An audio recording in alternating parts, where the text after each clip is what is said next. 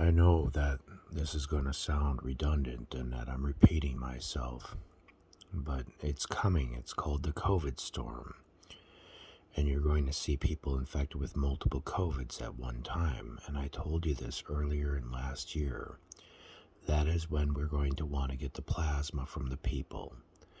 We are going to want to remove the plasma from those people that are infected at the same time with multiple variations and spin their plasma for the proteins as quickly as possible and get them new plasma.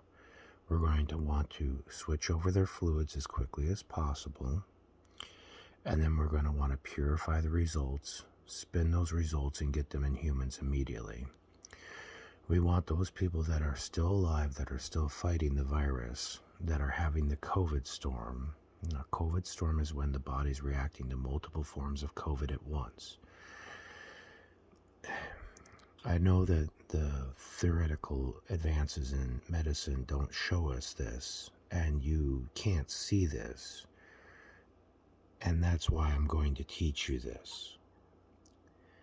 The vaccine that you can create from another person when they are the most sickest is also the most generous to a person who is not sick, because they are getting what is already at the end of the line that you have that is killing your patient, and you're giving it to a healthy person.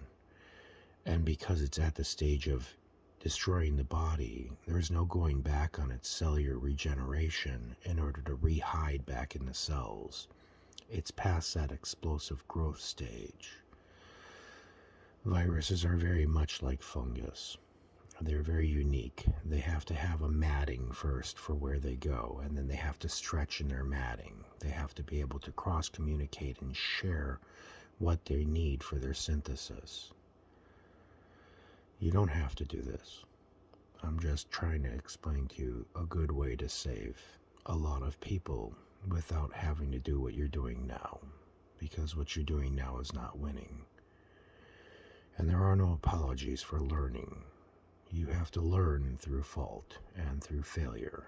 That is how humans are. You are not intended to be perfect on the first attempt.